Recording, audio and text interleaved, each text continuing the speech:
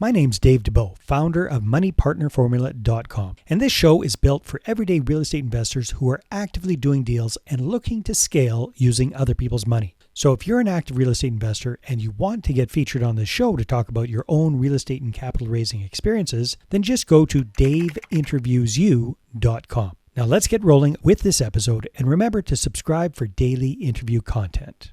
All right, guys, welcome to Property Profits Podcast. I'm your host, Bryce Kaminsky, filling in for Dave Dubow. And have you ever wondered how to build a thriving real estate portfolio while juggling a 9-to-5 job? Today, my guest, Brett Sullivan, who grew a successful real estate portfolio alongside his career, is here to share his secrets. Brett, welcome to the show. Great to have you here.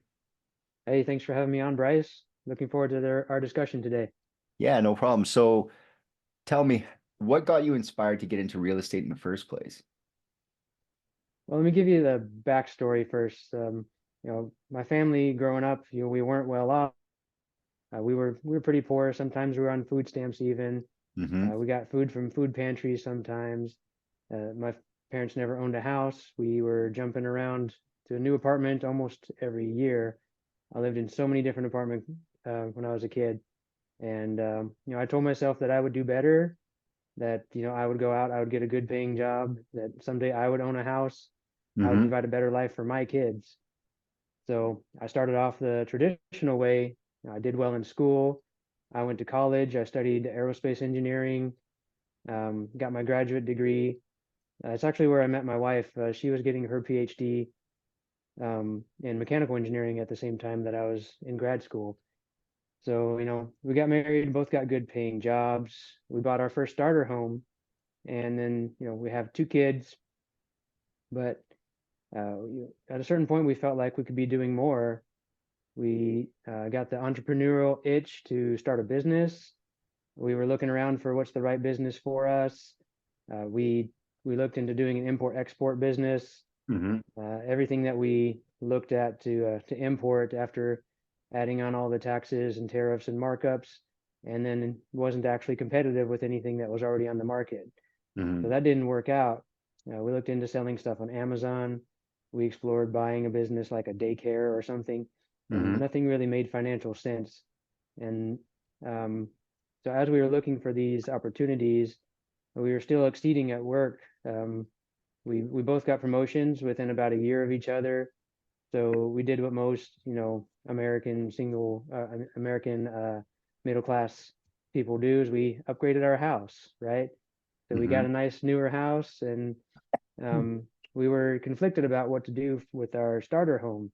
Should we sell it and use the equity to, lower the mortgage on our new house, or should we keep it and rent it? And it just so happened, while we were facing this conundrum, that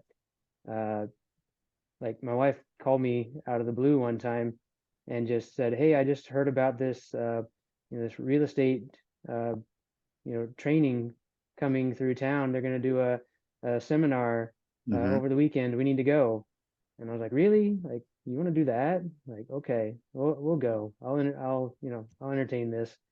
And then, we went, and all the numbers, everything just made sense to us. It's like, this is what we got to do. So yeah, we started attending all the local real estate investor meetings, learning as much as we could.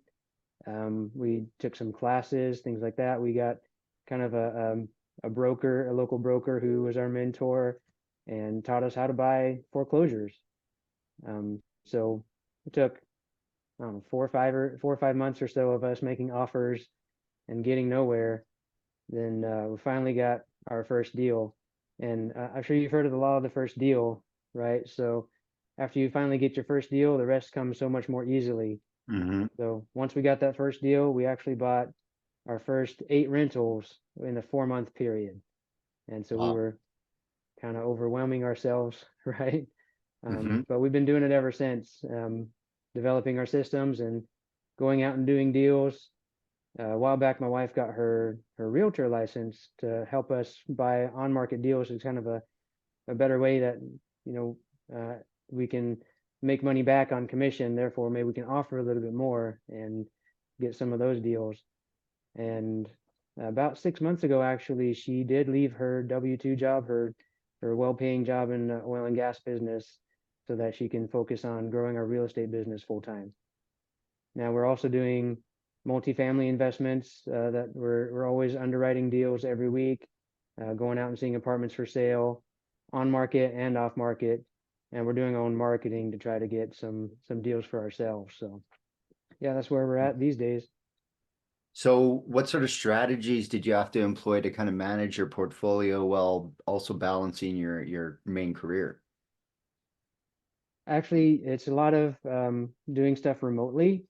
So if we need to do a showing for a vacant property, we can take phone calls and stuff while we're working because we're productive. We're top performers. That's why we get promotions. So that's not really the big deal, but we can't spend a lot of time driving around to properties all the time. So we would do remote showings. We set up camera systems in our vacancies that are they're run off of 4G Wi-Fi, so that we can just access our camera system on our phone. We can let the people that are going to see the house send us their driver's license before we allow them in the house, and then we give them the lockbox code, let them walk around while we're on the phone with them, and we can see them. We're making sure the house is secure. We don't need to be there. And if they like the house, we move forward. We do everything online. Applications are online, and background checks are all online. And sometimes the first time we meet the tenants is when they're moving in. And we do the lease signings by DocuSign. So a lot of times we don't even meet them until they move in. There you go, systems and procedures. Right. Is that kind of run hand in hand with the type of career that you're in? How do you mean?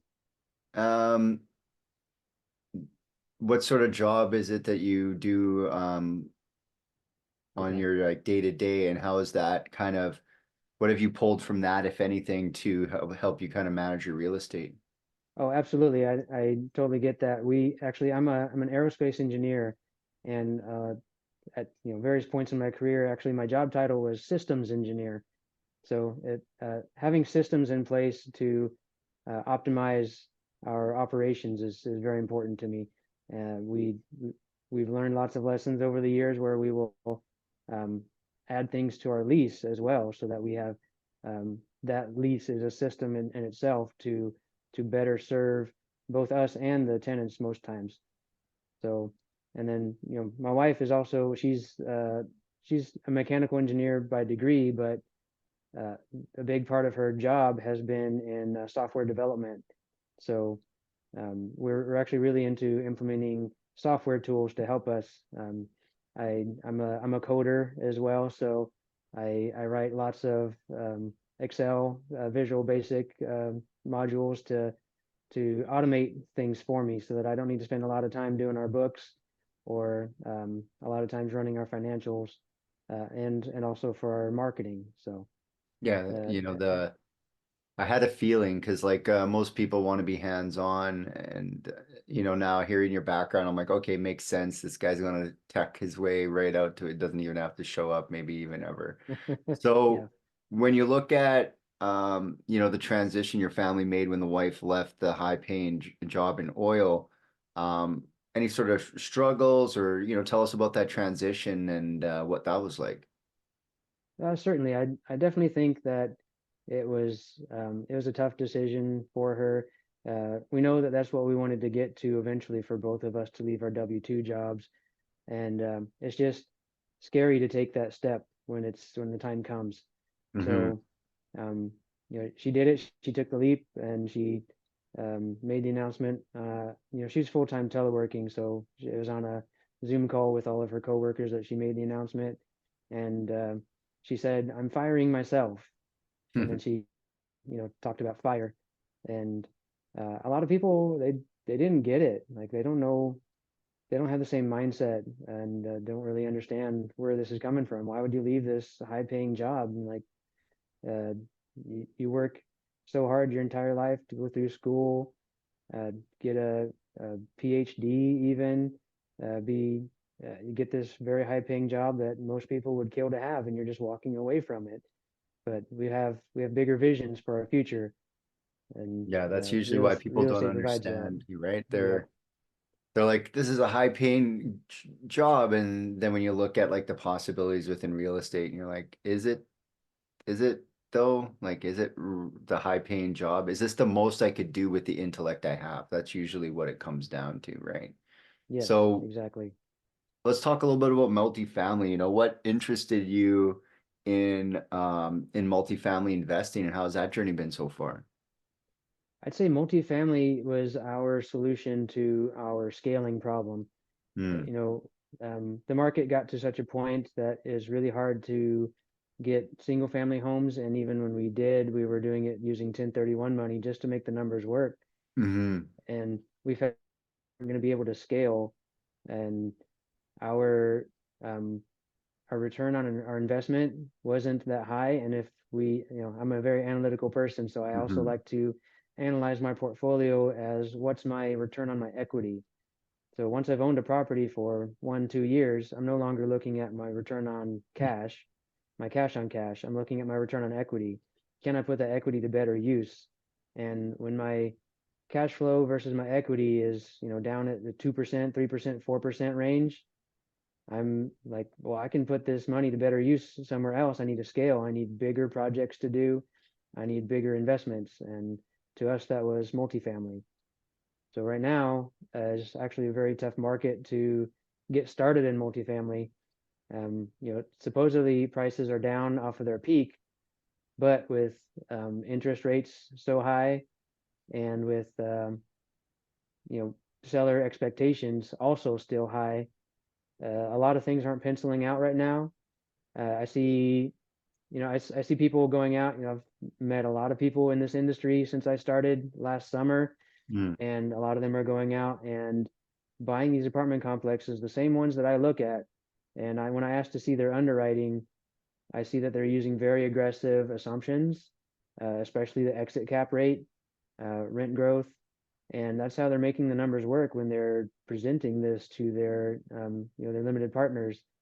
And I think it's a big mistake that you are relying on things that are outside of your control to be able to offer these expected returns to your investors. And I think the chances of all those things coming true, and you being able to deliver for your investors, is very low. And I'm a very conservative underwriter. I'm I'm going to cherry pick the very best deals, the ones that make sense with conservative underwriting assumptions, and offer those to my investors, as opposed to just going out and buying the closest thing and hoping things work with my fingers crossed. So So um, are you looking nationally, or what's your market focus like as far as the strategies are concerned? we've looked in neighboring states, but we've kind of learned that we want our first big deal to be in Oklahoma City. We want it to be local. We want to cut our teeth somewhere nearby so that we can, learn the ropes and everything here, and then project further out. So we're looking in Oklahoma City market, uh, Tulsa, and we're looking some in Dallas. But, Dallas is so competitive, it's so crowded. Everybody wants to be in Dallas, but Oklahoma City is actually a really great market. We're Hmm. very business friendly. We're very landlord friendly. It's a growing metropolitan area. It's actually a pretty quiet place. We've got great suburbs here, and then I really don't think it's very far behind cities like Dallas. I think most people would think initially that it's a very different cities. We might not be as big, but in terms of our growth and our tenant base, we're not far behind. And so many people are getting um, priced out of their living, the markets that they're living in on the coastlines. There's lots of people migrating here from higher cost of living states, just looking for a more affordable place to live. And a lot of the tenants that we have in our single family homes came here just because they telework full time, and they are tired of paying high rents in Hmm. California, Washington, Florida. So we're seeing a lot of that, and it's really driving rent growth here, not to an extreme amount, but a very healthy, steady amount. It's like slow and steady wins the race. We're not a boom and bust market. So we do want to focus our energies here and take down our first couple deals here before we branch out to other markets. Nice. So when you look at the multifamily and like the business as it moves forward, interest rates are making it harder to find these cash flowing deals. Especially with like buyer expectations, they haven't really come down. They still want like 2022 numbers. Right. How are you navigating some of those challenges to grow your portfolio? Well, we're still growing our single family portfolio, but in terms of the multifamily, we give honest feedback to the brokers, and they're still finding buyers, sometimes not quite at asking price. And I see a lot of these larger buyers, hedge funds and so on, buying Hmm. stuff up in here. I actually have I've noticed for all these properties that I'm looking at, and for the ones that get bought up, like a lot of the investors, a lot of the buyers, I'll actually go out on a limb and say almost all of them are out of state, from the coasts, from New York, Hmm. California, Florida, Dallas. There's very few of these apartments that I see getting taken down by local investors. It's actually a very small investor community here in Oklahoma City. I know almost all of them. So what I'd love to do is put together a team of all Oklahoma general partners to take down some deals here in Oklahoma, and keep things local and stop letting these out of state big money investors snap up all the deals. Hmm. Well, they're looking at it and saying, man, if this was in Dallas, it would be twice as expensive, and then they just buy it, right? So it's almost Pretty like much. you ever thought about just tying them up and selling them to the Dallas guys? Just What getting do you in mean their by tying way, them up? monetizing it. Yeah, tying it up and be like, sorry, and then, tie it up for slightly under what it's worth and then sell it to them because they're already overpaying in your opinion. So you could probably take a strip off these out of town guys just by feeding them to get into town. But Yeah, it's a good idea. Could look into that. yeah, I mean, like sometimes we've done in hot markets back in the day, I used to tie it up and then call the agent up and say, who's in second place? Let them know I'm interested in selling my position in first. And then second place, who maybe didn't want to bid as much as you did, but feels all like, oh, I lost the deal. Suddenly they get a call from the broker saying, hey, buddy in first place is willing to let it go for another, I don't know, 100,000 over what he's got it for. And then suddenly you're out of the deal.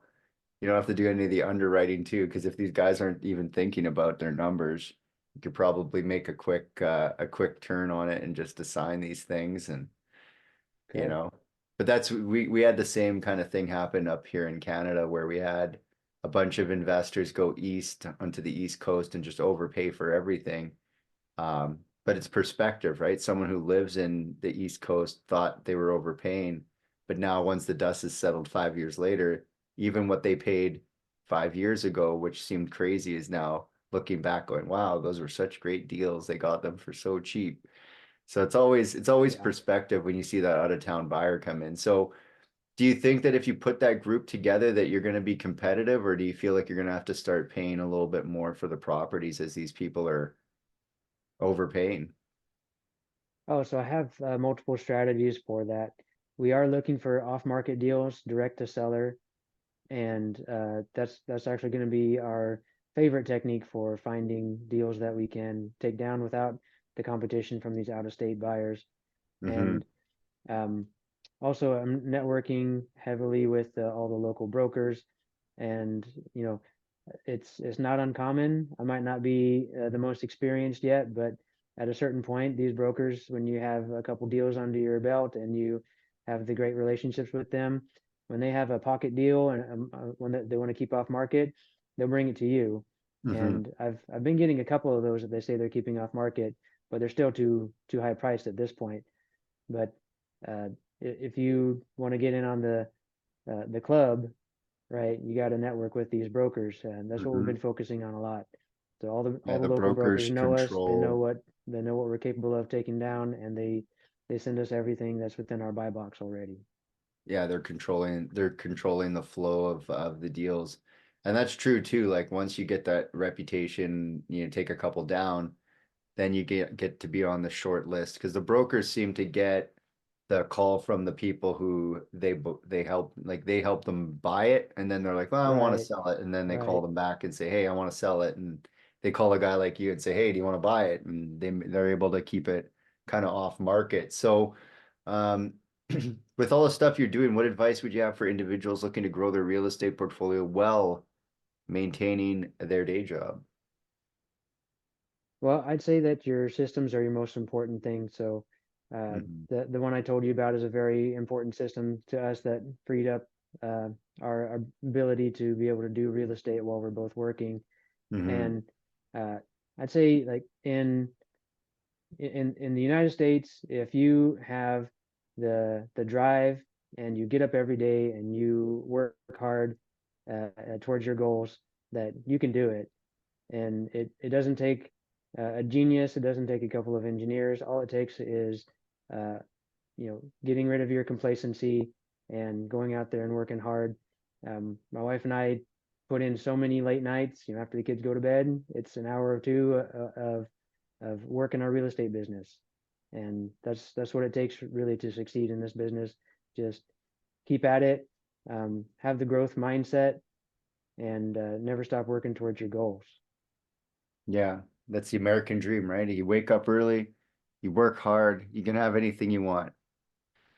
So what would you say is when you look at all the stuff you've done in real estate, what's the unfair advantage? What comes easy to you that other people might find difficult to do? That's a great question. I think we're really good with our systems on our landlording. So dealing with tenant turnovers, dealing with work orders and work order requests, finding contractors, dealing with contractors. We've built so many systems, so many documents over our course of our investing career that it makes it so easy. Also, I'm a big proponent of never stop learning. Mm, So I'm always listening to not only just podcasts but audiobooks, and they're I like to listen to things that are very relevant to what I'm doing. So books about real estate, how to manage real estate, how to be an effective landlord, how to manage real estate finances, and how to buy deals, creative financing, all these things. So yeah, there's it a lot that goes into it. I always say fear is the unknown, and the more educated you are, the more fearless you can operate in the marketplace. So, um, on the capital side, moving into multifamily, you're going to need a few more dollars to put these things together. What are you guys doing to kind of grow that list and let people know that, your next step is really um, bigger and larger, bigger and better deals?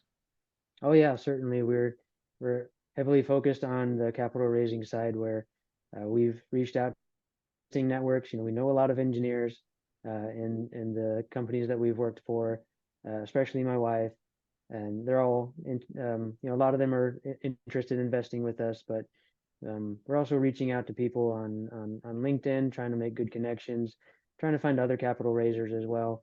Uh, I'm sure you know that a lot of the syndications these days are pulling together at least a half dozen capital raisers to take anything down.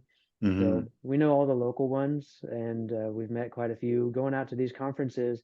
Like the best ever conference was last week. We were there, and just seems like just about every 2 months or so we go to a big real estate conference, meet a half dozen to a dozen capital raisers that are more than happy to work with us should we bring them a deal. And that's going to be our model going forward. If we find a deal, we're going to be reaching out to this list of capital raisers that we've met and ask who wants in on this particular deal. And we can bring our own capital, they can bring theirs, and together we'll be able to take it down. Nice, nice. So if people want to find out more, they want to connect with you, what should they do? How do they find you?